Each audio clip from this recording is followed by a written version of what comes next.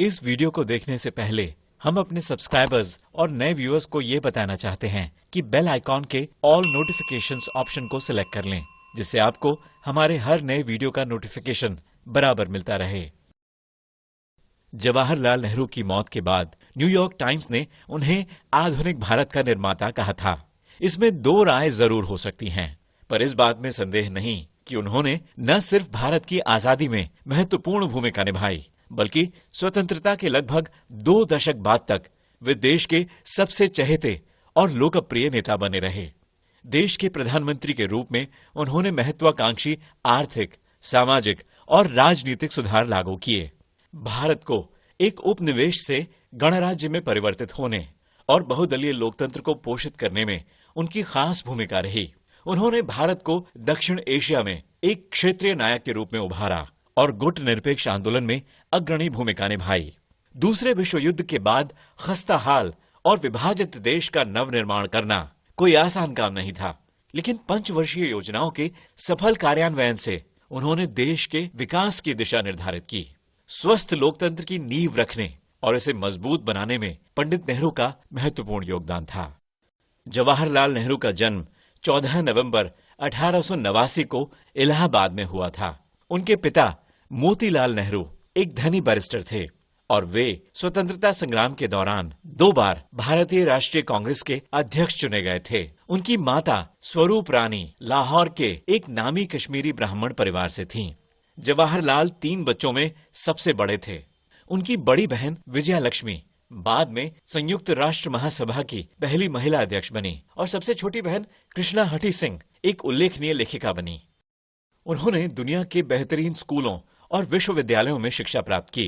पंडित नेहरू ने अपनी स्कूली शिक्षा हैरो और कॉलेज की शिक्षा ट्रिनिटी कॉलेज लंदन से पूरी की थी। उन्होंने अपनी लॉ की डिग्री कैम्ब्रिज विश्वविद्यालय से पूरी की।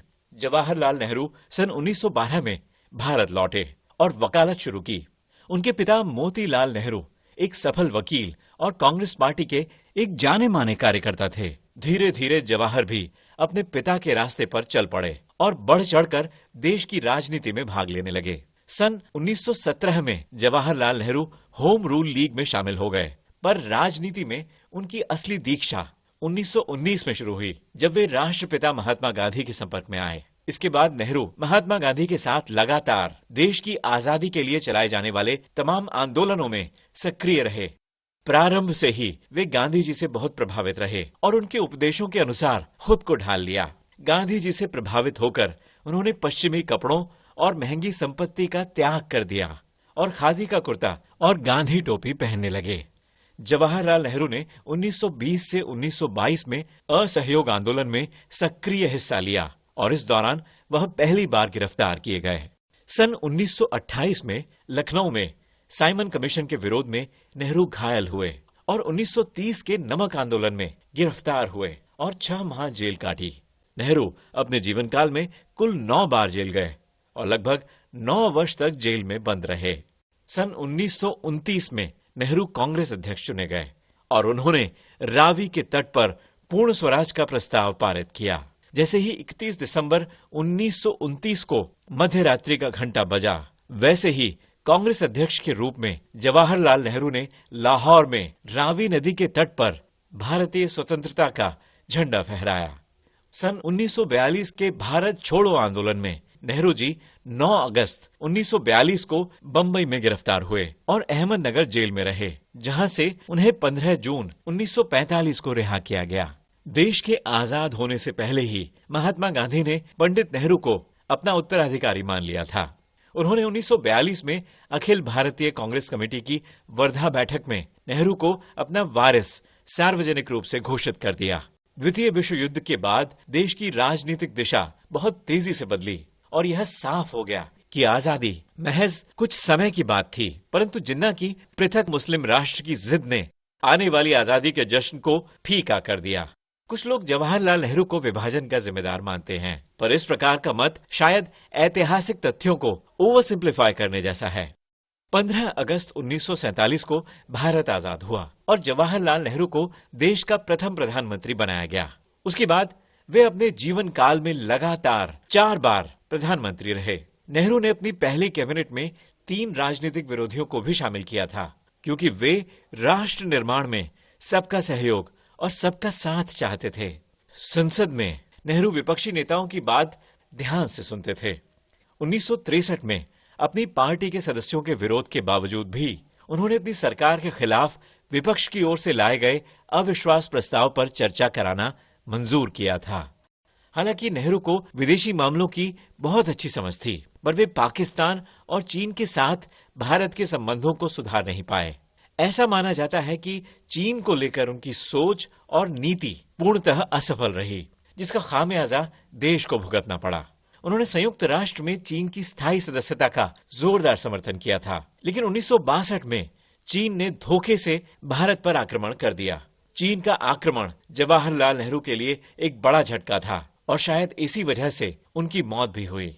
नेहरू अंतर्राष्ट्रीय मामलों के बड़े विशेषज्ञ थे। उन्होंने विश्व भ्रमण किया और अंतर्राष्ट्रीय नायक के रूप में पहचाने गए। उन्होंने चीन के साथ द्विपक्षीय संबंधों को मजबूत बनाने के लिए पंचशील सिद्धांत प्रतिपादित किया और तटस्थ राष्ट्रों को संगठित कर उनका नेतृत्व किया। उन्होंने जोसेफ टिटो और अब्दुल गमाल नासिर के साथ मिलकर एशिया और अफ्रीका में उपनिवेशवाद के खात्मे के लिए गुटनिरपेक्ष आंदोलन की स्थापना की। नेहरू ने कोरिया युद्ध का अंत करने, स्वेज नहर विवाद सुलझाने और कांगो समझौते को मूर्त रूप देने में भी महत्वपूर्ण भूमिका निभाई। नेहरू एक स्वतंत्रता संग्राम सेनानी के साथ साथ आकर्षक व्यक्तित्व के धनी, ओजस्वी वक्ता, उत्कृष्ट लेखक, इतिहासकार और आधुनिक भारत का सपना देखने वाले महान स्वप्न दृष्टा थे। वे आधुनिक विचार और पश्चिमी सभ्यता से भी काफी लगाव रखते थे, जिसकी झलक उनके रहन सहन में देखने को मिलती थी। नेहरू जी ने अनेक पुस्तकों की रचना की। श्याम बेनेगल की टेलीविजन सीरीज भारत एक खोज उनकी किताब द डिस्कवरी ऑफ इंडिया पर आधारित थी। आजादी के बाद पंडित नेहरू ने शिक्षा, सामाजिक सुधार, आर्थिक क्षेत्र, राष्ट्रीय सुरक्षा और औद्योगिकीकरण सहित कई क्षेत्रों में कार्य किया। नेहरू ने देश की तस्वीर बदलने के लिए कई कड़े फैसले भी लिए। उन्होंने शिक्षा से लेकर उद्योग जगत को बेहतर बनाने के लिए कई काम किए, जिसमें शामिल है IIT, IIM और विश्वविद्यालयों की स्थापना। इसके साथ साथ उन्होंने उद्योग धंधों की भी शुरुआत की। उन्होंने भाखड़ा नांगल बांध, रिहंद बांध और बोकारो इस्पात कारखाने को स्थापित किया। 27 मई 1964 को जवाहरलाल नेहरू को दिल का दौरा पड़ा, जिससे उनकी मृत्यु हो गई। उनका जन्मदिन 14 नवंबर बाल दिवस के रूप में मनाया जाता है। पंडित नेहरू ने अपनी वसीहत में लिखा था, मैं चाहता हूं मेरी मुट्ठी भर राख प्रयाग के संगम में बहा दी जाए, जो हिंदुस्तान के दामन को चूमते हुए समंदर में जा मिले, लेकिन मेरी राख का ज्यादा हिस्सा हवाई जहाज से ऊपर ले जाकर खेतों में बिखेर दिया जाए, वो खेत जहां हजारों मेहनतकश इंसान काम में लगे हैं, ताकि मेरे वजूद का हर जर्रा देश की खाक में मिलकर एक हो जाए। हमें विश्वास है कि हमारा ये वीडियो आपको बहुत पसंद आया होगा। इसी तरह के और वीडियोस देखने के लिए हमारा चैनल सब्सक्राइब करें और नए वीडियोस के नोटिफिकेशन के लिए बेल आइकॉन दबाना न भूलें।